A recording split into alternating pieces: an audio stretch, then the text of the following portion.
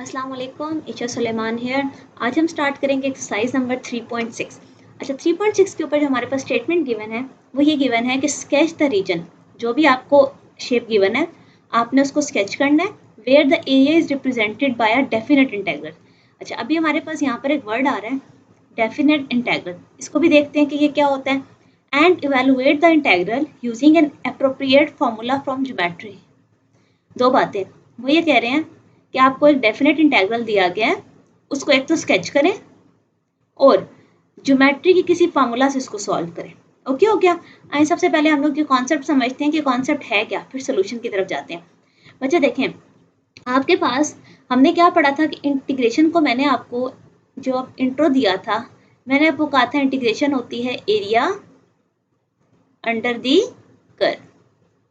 ठीक है, हमने ये वाली बात पढ़ी कि इंटीग्रेशन क्या होती है, एरिया अंडर दी कर्व। उसके बाद क्या हुआ, अब देखें, अब हमने अभी तक जितने भी फंक्शंस पढ़े थे, आपके पास कोई फंक्शन था, उसका नीचे जितना भी एरिया होता है मैंने आपको बताया वो होती है इंटीग्रेशन।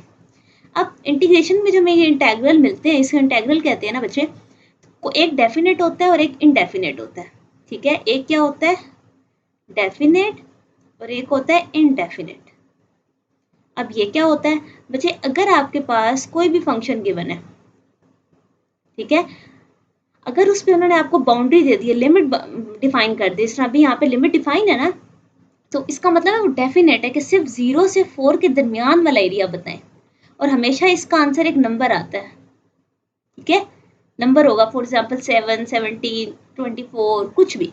ठीक है, इनडेफिनेट के ऊपर आपके ऊपर कोई लिमिट नहीं गिवन होती, इसका आंसर हमेशा एक फंक्शन आता है। अब अभी इससे पीछे जितनी एक्सरसाइजेज आपने पढ़ी हैं 3.1, 2, 3, 4, वो सारे क्या थे, इनडेफिनेट इंटेग्रल थे। ठीक है, इनडेफिनेट इंटेग्रल थे और उसके अंदर हमारे पास कोई लिमिट नहीं थी, हम उसको सॉल्व करते थे, जस्ट एक फंक्शन आ जाता था।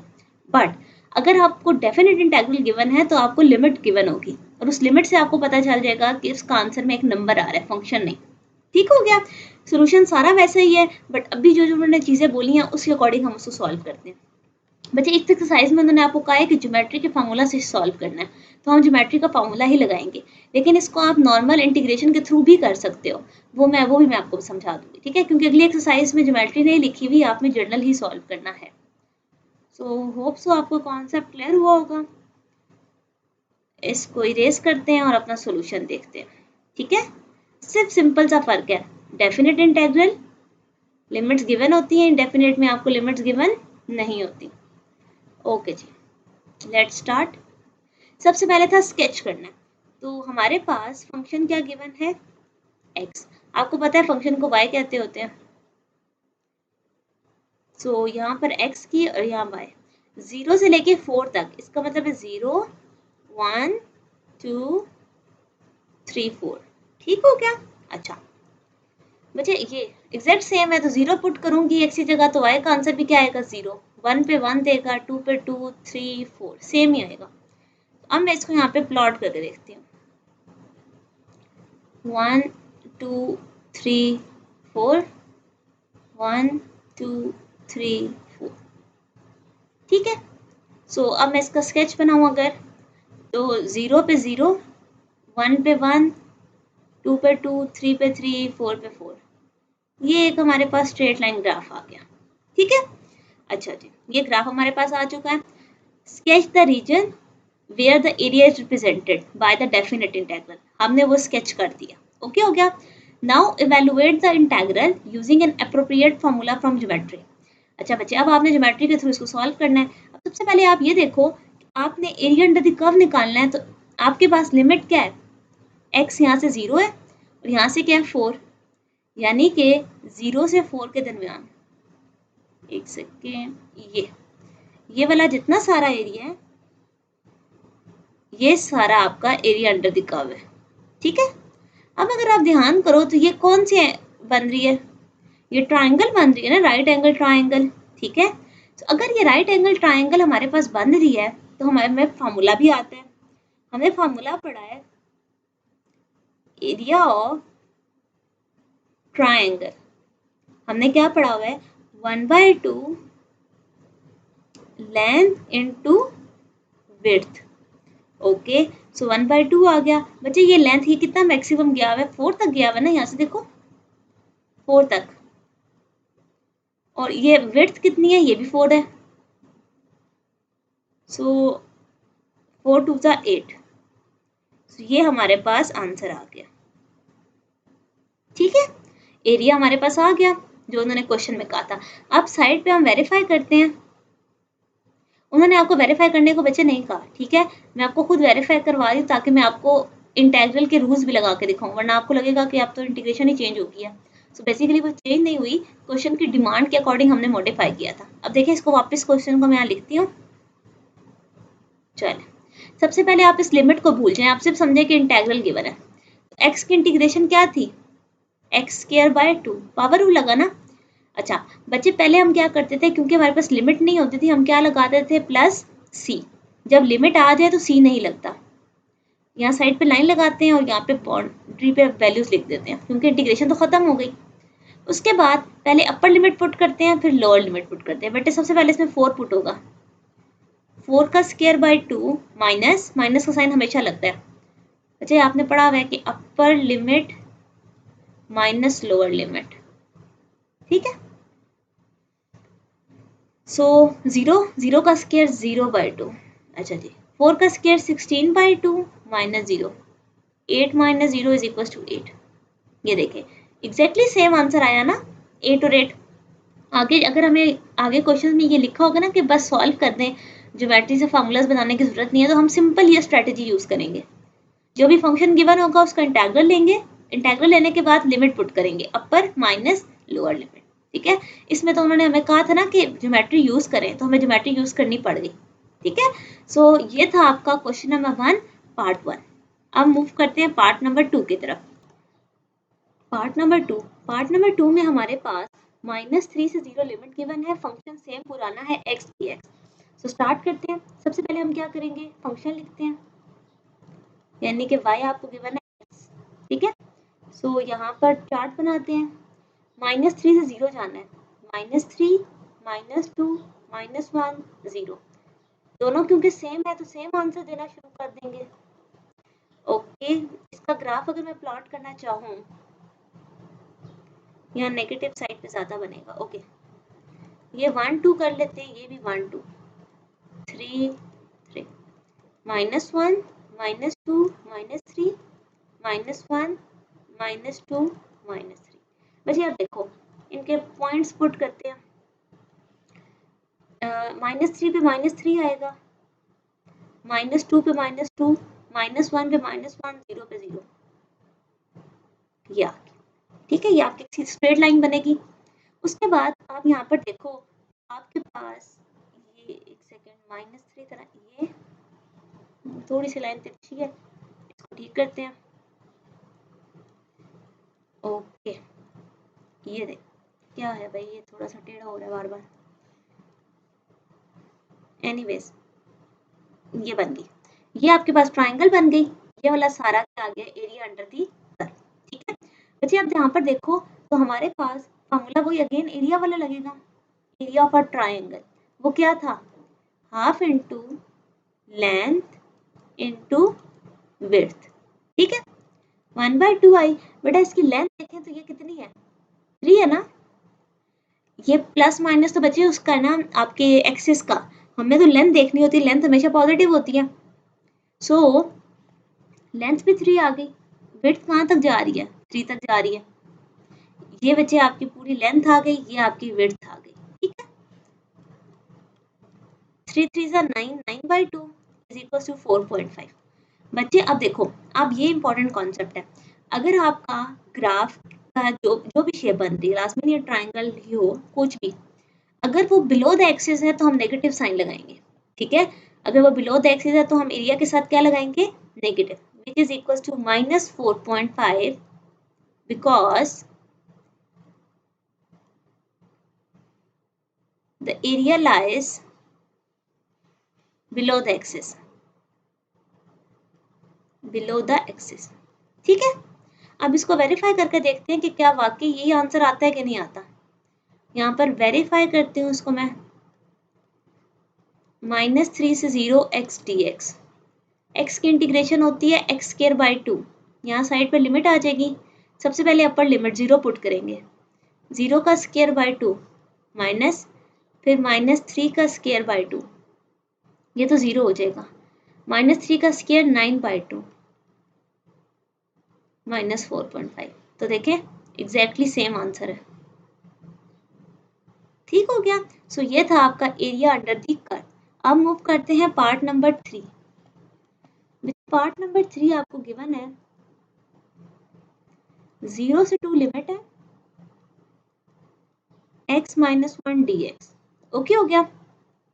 सो फंक्शन गिवन है x माइनस 1, ये x की वैल्यू, ये y की वैल्यू, 0 1 2।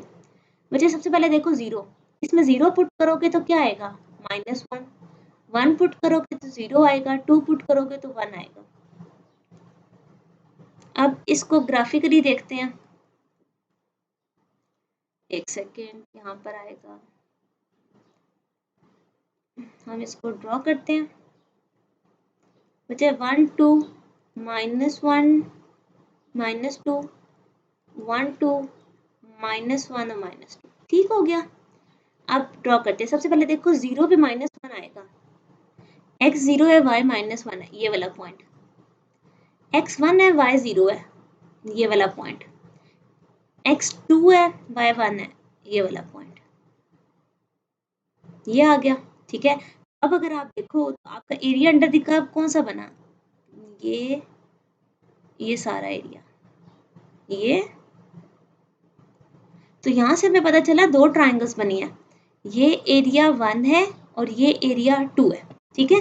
सो इसका मतलब ये है कि मुझे A1 भी निकालना है और A2 भी निकालना है, दोनों को ऐड कर देंगे। ओके जी। सो एरिया ऑफ ट्राइंगल 1, ठीक है, ये मैंने A1 का, इसको देखते हैं। 1/2 लेंथ इंटू विड्थ। बच्चे अब यहाँ पर देखो, ये वाला ना, इसकी लेंथ कहाँ तक जा रही है, 1 तक जा रही है। अगेन आपको बताया अभी नेगेटिव नहीं कंसिडर करना, ये तो सिर्फ हमने तो लेंथ का यूनिट चाहिए। सो ये 1 तक जा रही है। विड्थ कितनी है, वो भी 1 है। सो ये बन गया 1/2। इसके साथ क्या लगा दूंगी, नेगेटिव, बिकॉज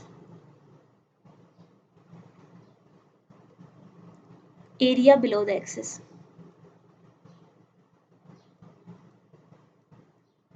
अच्छा बिलो है OW, एक सेकेंड, इसको भी ठीक कर लेते हैं, below axis. Okay, now area of triangle number 2, वो क्या है, हाफ लेंथ इनटू विड्थ। वैसे लेंथ देखो कहाँ तक ऊपर जा रहा है, 1 तक, और ये विड्थ कितनी है, 1 से 2 का मतलब कितना है, एक ही यूनिट हुआ ना। तो ये बन गया 1/2। So total area A1 plus A2 -1/2 plus 1/2 is equal to 0। So ये टोटल एरिया क्या हो गया, 0। आइए हम वेरीफाई करते हैं इसको, वेरीफाई। बचे 0 से 2 x माइनस 1 dx। सबसे पहले तो देखो x माइनस 1 की इंटीग्रेशन क्या है, x की इंटीग्रेशन क्या है, एक्स स्क्वायर बाई 2, इसकी लिमिट आ गई 0 से 2, फिर माइनस का साइन, 1 की इंटीग्रेशन क्या होती है, x 0 से 2। ठीक है। बच्चे हर नंबर पे अलग अलग लिमिट लगती है। सबसे पहले इसमें 2 पुट करें, 2 का स्क्वायर बाई 2 -0, फिर ये माइनस का साइन, इसको बाहर रहने दें, x का सबसे पहले 2 पुट किया, फिर -0, 2 का स्क्वायर 4/2, ये ख़त्म हो गया, ये -2 में से 0/2, 2 -2। तो आपके पास ये सोल्यूशन भी क्या हो गया, वेरीफाई हो गया। ठीक है। होप सो आपको कॉन्सेप्ट समझ आया होगा।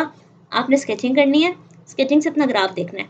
अगर वो बिलो एक्सिस है तो एरिया नेगेटिव कर दें, अबव एक्सिस है तो पॉजिटिव ही रहेगा एरिया। ठीक है। वेरीफाई उन्होंने नहीं कहा हुआ करने को, बट मैंने आपको इसलिए करवाया कि आगे मैंने आपको इसी वेरीफाई वाले मेथड से ही क्वेश्चंस करवाने हैं। इसमें तो लिखा हुआ था ना ज्योमेट्री, तो इसलिए हमें ज्योमेट्री करनी पड़ गई। सो ये था पार्ट नंबर 3। बेटे नेक्स्ट पार्ट अगर आप देखो तो आपके पास गिवन है 0 से 2 x प्लस 1 dx। ठीक है। तो सबसे पहले हमने क्या करना है, इसका ग्राफ ड्रॉ करना है। फंक्शन आपको गिवन है x प्लस 1, बच्चे x और y, 0 से 2 है तो 0 1 2, 0 पुट करूंगी तो 1 आएगा, 1 और 1 2, 2 और 1 3। ग्राफ देख लेते हैं, 1 2 3 1 2 3। बच्चे देखें सबसे पहले आपके पास 0 पे 1 आ रहा है, x 0 है, y का आंसर 1 है, 1 पे 2 दे रहा है और 2 पे 3 दे रहा है। ठीक हो गया।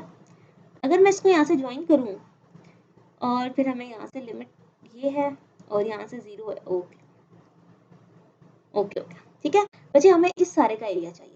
अब अगर आप गौर से देखो तो ये तो एक अलग सी शेप है, ये तो कोई स्टैंडर्ड शेप ही नहीं है, तो मैं कैसे एरिया फाइंड आउट करूंगी। लेकिन बच्चे अगर आप इसमें जरा सा गौर करो, अगर मैं यहाँ पे एक लाइन स्ट्रेट लगा दूँ तो अब ये क्या बन गया है, ये एक एरिया बन गया और ये दूसरा, ऊपर ट्राइंगल बन गई है, नीचे रेक्टेंगल बन गया। तो हम इन दोनों का सम कर लेते हैं। हम सबसे पहले लिखते हैं एरिया ऑफ रेक्टेंगल यानी कि A1। रेक्टेंगल का फॉर्मूला याद है, लेंथ इनटू विड्थ। अच्छा ये लेंथ कितनी है, सिर्फ 1 तक गया ना ऊपर मैक्सिमम, और ये चौड़ा कितना है, विड्थ 2 तक गई हुई है, सो 2 1 जा 2। Now area of triangle A2 half length into width. अच्छा बच्चे इसकी लेंथ देखो 1 से 3 तक गई हुई यानी कि 2 लेंथ हो गई, विड्थ कितनी है वो भी 2 है, तो ये भी 2 आ गई। So total area A1 plus A2 is equal to 4। ठीक है बच्चे, इसके साथ आप यूनिट लिख सकते हो, यूनिट और एरिया स्क्वायर में होता है। अब यूनिट मैंने इसलिए वर्ड यूज किया, हमें नहीं पता मीटर है, हमें नहीं पता सेंटीमीटर है, कुछ भी है, जो भी है उसके यूनिट का स्क्वायर है। ठीक, होप सो पॉइंट क्लियर हुआ होगा। अच्छा अब मैं इसको वेरीफाई नहीं कर रही, क्योंकि वेरीफाई की जरूरत नहीं है, आपको सिर्फ शुरू में समझाना था, वो मैंने दिया समझा। ओके पार्ट नंबर 5,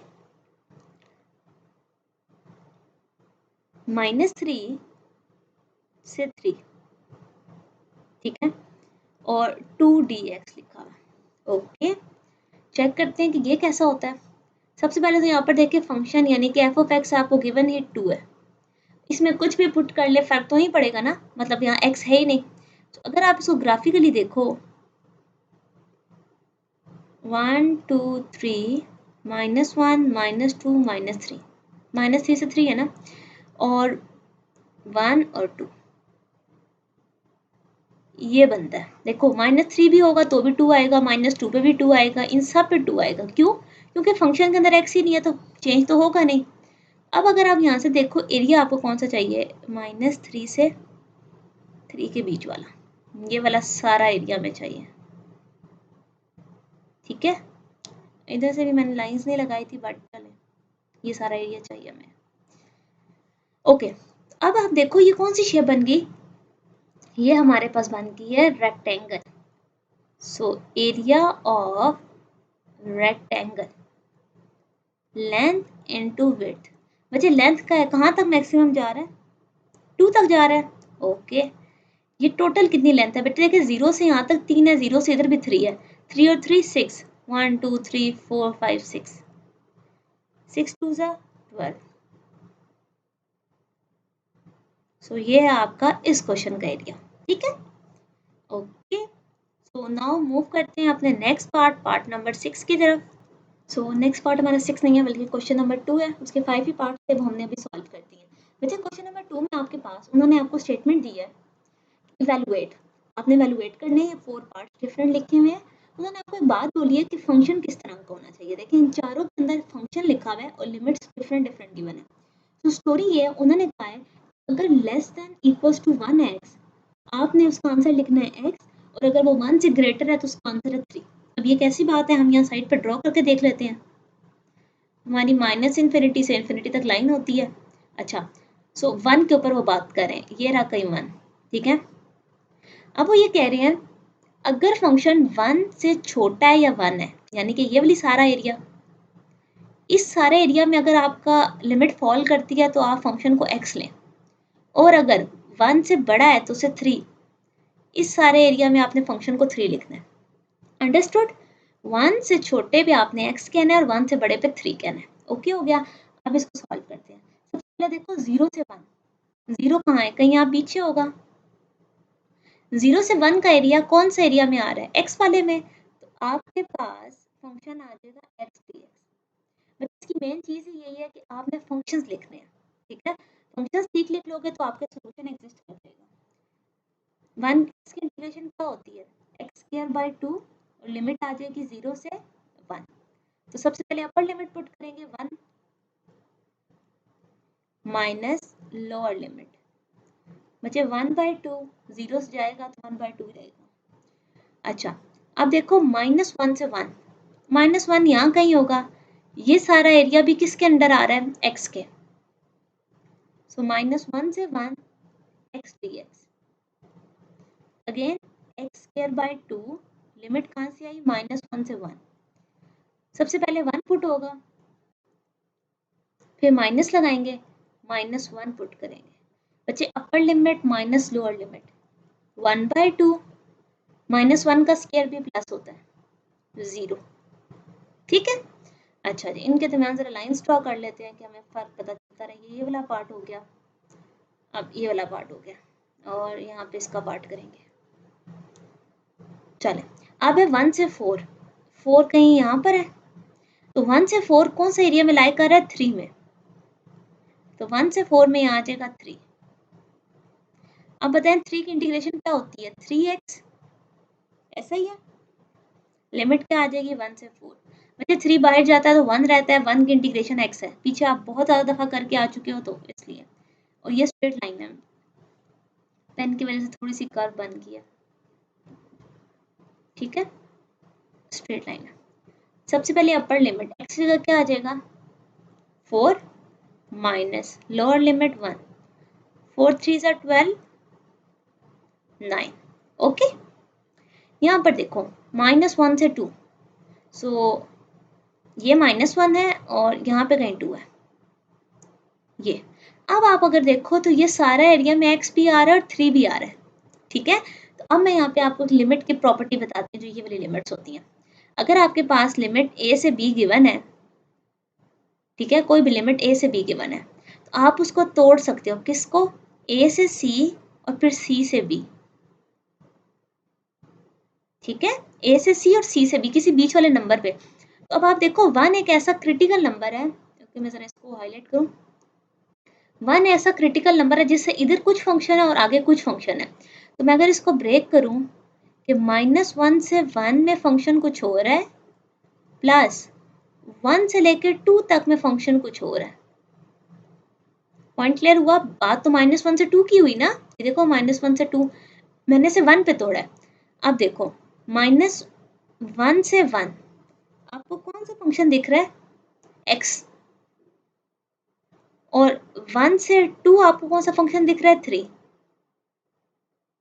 ठीक है? ओके, अब देखो यहाँ से हमें इसका आंसर हम निकाल चुके हैं। -1 से 1 x का आंसर 0 होता है, तो मैं दोबारा नहीं सॉल्व कर रही है, मैंने 0 लिख दिया। प्लस 3x और लिमिट है 1 से 2। सबसे पहले अपर लिमिट पुट की, फिर लोअर लिमिट पुट की। 3 2 ज़ा 6, आंसर क्या आ गया? 3। सो यहाँ से हमारे पास सोल्यूशन आ गया। तो अब आपको समझ आया कि ये बहुत इजी सी इंटीग्रेशन है। अगर आपके पास लिमिट्स गिवन हो तो आपने जस्ट अपर और लोअर को पुट करना और आपके पास आंसर आ जाते हैं। ठीक हो गया? ओके जी, मूव करते हैं नेक्स्ट क्वेश्चन की तरफ। नेक्स्ट क्वेश्चन की अगर बच्चे आप स्टेटमेंट देखो, उन्होंने आपसे कहा है कि using area below evaluate the integral. उन्होंने आपको ये डायग्राम गिवन दी है और ये 6 पार्ट्स पूछे हैं। सबसे पहले हम डायग्राम को समझते हैं और फिर अपना सोल्यूशन देखेंगे। एक एक्स एक्सिस है और एक वाई एक्सिस है। उन्होंने डिफरेंट पॉइंट्स बोले हैं, ए बी सी डी। उन्होंने कहा है ए से बी तक का जो एरिया है वो 2 है, बी से सी तक का एरिया 3 है और सी से डी तक का एरिया 3.5। ठीक है? तो अब आप ये वाले सारे सॉल्यूशंस बताओ। सबसे पहले देखो ए से बी से फंक्शन में क्या आंसर आ रहा है? ये ए से बी, तो हमें एरिया पता है क्या है? 2। इसका आंसर आ गया हमारे पास 2। एक सेकंड, कलर चेंज करते हैं ताकि प्रोमिनेंट हो आंसर। 2 आ गया। ठीक है। बी से सी, ये बी है, बी से सी क्या आंसर आ गया 3। सी से डी आंसर क्या आ गया 3.5। अब नेक्स्ट पार्ट देखें, ए से सी, यहाँ से यहाँ तक का एरिया। तो आपको पता है कि अब जब एरियाज डिफरेंट आ जाएं तो हम इन्हें ब्रेक करते हैं। तो मैं इसको कहूँगी कि ए से बी तक का फंक्शन प्लस बी से सी तक का फंक्शन। चलें जी, अब बताएं, ए से बी तक का आंसर क्या है 2, बी से सी तक का आंसर क्या है 3, तो क्या आ गया 5। ओके हो गया। अच्छा, अब है वो बी से डी पूछ रहे हैं, बी से डी, तो बीच में कहाँ टूटेगा, सी पर। आप कहोगे बी से सी का फंक्शन देख लें और सी से डी तक का फंक्शन देख लें। बी से सी क्या आंसर है 3 प्लस सी से डी आंसर क्या है 3.5, सो 6.5। नाउ ए से डी, अगर वो ए से डी पूछ रहे हैं तो हमें कहाँ कहाँ टूटना पड़ेगा, बी और सी पे। तो आप कहोगे ए से बी का फंक्शन, फिर बी से सी तक का फंक्शन ले लें और फिर सी से डी तक का फंक्शन ले लें। तो आंसर्स क्या है, ए से बी 2 है, बी से सी 3 है और फिर 3.5 है। 3 4 5 6 7 8, 8.5। बच्चे ये था आपका आंसर। ये बहुत सिंपल सा क्वेश्चन था, ये होप सो अगर आना भी हो तो एमसीक्यूसी में आ सकता है। ठीक है, मूव करते हैं नेक्स्ट पार्ट। नेक्स्ट हमारे पास जो क्वेश्चन है बेटे 4 5 6, ये तीनों एक जैसे हैं, मैंने इनको कलेक्टिवली लिखा है ताकि हम इनको एक साथ सॉल्व कर सकें। बच्चे सबसे पहले देखो, आपने फाइंड करनी है 1 से 5 लिमिट है 3fx - 2gx। ठीक है, ये आपके पास पूरा फंक्शन है और आपको कुछ डाटा गिवन है कि 1 से 5 पे जो f ऑफ x का इंटेग्रल है वो 4 देता है और g ऑफ x का इंटेग्रल 5 देता है। इसको जरा बच्चे ओपन करो, 1 से 5 3fx dx सेपरेट किया मैंने, अगेन 1 से 5 2g ऑफ x। ठीक है। अच्छा, अब यहाँ पर देखो 3 को मैं बाहर लिख सकती हूँ, 3 बाहर आ गया, 1 से 5 f of x dx minus 2 बाहर आ गया g ऑफ x। अब मैं क्या करूँगी, इसमें डाटा पुट कर सकती हूँ। देखें 3 एज इट इज, 1 से 5 f ऑफ x का आंसर क्या है 4, 2 इंटू 5 12 माइनस 10 इक्वल्स टू 2। ठीक है, ओके। यहाँ पर देखिए 1 से 4 f ऑफ x निकालना है, लेकिन आपको क्या गिवन है 1 से 2 का आंसर और 2 से 4 का आंसर। तो ये बात आपको पता है कि हम इन दोनों को कलेक्टिवली लिख सकते हैं। 1 से 4 अगर चाहिए हो तो हम आराम से लिख सकते हैं कि 1 से 2 प्लस 2 से 4। तो ये क्या बनेगा, इसका आंसर क्या है 1 और इसका आंसर क्या है 2 इज इक्वल टू 3। ठीक है। अच्छा, सर लास्ट पार्ट देखो, तो ये हल्का सा डिफरेंट है, बस एक टेक्निक यूज करनी है। 3 से -2 लिखा हुआ है, ठीक है, लेकिन डेटा -2 से 1 और 1 से 3 गिवन है। अगर आप इसको ज्वाइन करके देखो तो -2 से 3 आंसर आना चाहिए, लेकिन ये 3 से -2 है, मतलब इनकी लोकेशन डिफरेंट लिखी हुई है। एक रूल है हमारे पास डेफिनेट इंटीग्रल में कि अगर हम नेगेटिव साइन लगाएं, मैं आपको बताती हूँ, 3 से -2 f ऑफ x dx अगर आपको चाहिए, अगर आप माइनस लगाते हो आप इनकी जगह चेंज कर सकते हो। ठीक है, माइनस लगा के आप इन दोनों की पोजीशन चेंज कर सकते हो। मैंने अब पोजीशन चेंज कर ली, ये माइनस बाहर रहने देती हूँ, अब इसको तोड़ती हूँ, -2 से 1 प्लस 1 से 3। ओके हो गया। अच्छा, ये माइनस बाहर ही है, इसका आंसर आ गया 1 और इसका आंसर आ गया -5 माइनस, और ये आ गया -4 which is equal to +4। This is our required answer. ठीक है बच्चे, क्या टेक्निक यूज की है, आपके पास अगर आपके पास लिमिट्स आपने चेंज करनी है किसी भी वजह से, मुझे ये वजह थी कि मेरा -2 से 3 का आंसर बन रहा था, 3 से -2 का नहीं, तो मुझे तो लोकेशन चेंज करनी थी, तो हम एक नेगेटिव साइन लगाते हैं। उससे हमारे पास लोकेशन चेंज हो जाती है। ठीक हो गया। So this was your question number 4, 5, 6। Question number 7। Question number 7 में अगर आप देखो तो उन्होंने आपको अगेन कह दिया कि use appropriate formula from geometry to evaluate integral. अब आपने अगेन ज्योमेट्री के थ्रू ही इसको सॉल्व करना है। ठीक है, तो सबसे पहले हम यहाँ पर देखते हैं कि हमें फंक्शन क्या गिवन है। फंक्शन गिवन है 3 माइनस एक्स। इसकी ग्राफ देख लेते हैं कि पॉइंट्स क्या होंगे। बच्चे -1 से 4 है, सो -1 0 1 2 3 4। ठीक है, -1 यहाँ पे पुट करोगे बच्चे तो क्या आएगा, माइनस माइनस प्लस क्या आ जाएगा 4, 0 पुट करोगे तो 3, 1 पुट करोगे तो 2, 1 0 -1। ठीक हो गया। अब अगर मैं इसको यहाँ पे ड्रॉ करने की कोशिश करूँ कि ये कैसा दिखेगा, सो ये हमारे पास 1 2 3 4 -1 -2 -3 1 2 3 4 -1 -2 -3। ठीक है, मैंने ग्राफ से स्केच कर लिया। -1 पे आंसर 4 है, -1 पे आंसर 4 है, 0 पे आंसर 3 है, 1 पे आंसर 2 है, 2 पे आंसर 1 है, 3 पे आंसर 0 है और यहाँ से -1। सो हमारे पास ये लाइन स्केच हो गई। ठीक है, अब अगर ये लाइन स्केच हुई है तो हमने देखना है कि हमारे पास मेन शेडेड एरिया कौन सा आ रहा है। लिमिट कहाँ से, -1 से है, ये -1 की लाइन आ गई और ये 4 की लाइन आ गई।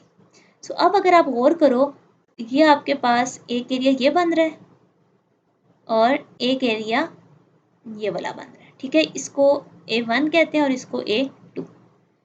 सॉल्व करते हैं बच्चे। Area of triangle is equals to A1। अब A1 का अगर मैं लिखना चाहूँ तो हमारे पास क्या फॉर्मूला है, हाफ लेंथ इनटू विड्थ। बच्चे इसकी लेंथ देखो कहाँ तक जा रही है, 4 तक जा रही है। विड्थ कितनी है, -1 से 3, तो ये कितने यूनिट होते हैं, 1 2 3 4। So 4 4 16/2 is equal to 8। अब हम करते हैं एरिया ऑफ ट्राइंगल नंबर 2 यानी कि A2। Length into width. बच्चे इसकी लेंथ देखो 3, ये लेंथ आ रही है ना, 0 से -1 यानी कि 1 ही लेंथ है और 1 ही विड्थ है। 1 × 1 इज इक्वल टू 1/2। ठीक है, और आप कहोगे ये -1/2 होगा because area is below the axis. Below, यहाँ पे इसको थोड़ा सा ठीक करें, बिलो एक्सिस।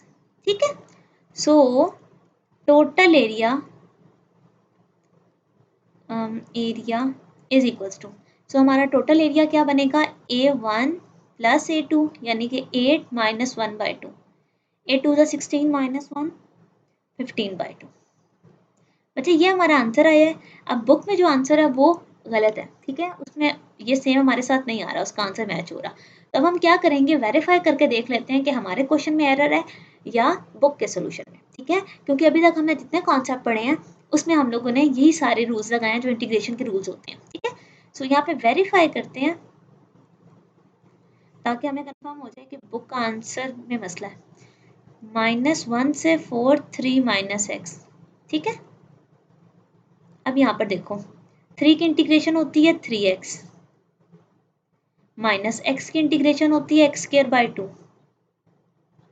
इसमें अब लिमिट पुट करो, 3 है ना, x में क्या आएगा 4 -−+1, ये माइनस बाहर आ गया, 1/2 है ना, x² में सबसे पहले 4 पुट होगा, 4 का स्क्वायर 16, माइनस प्लस 1 का स्क्वायर 1,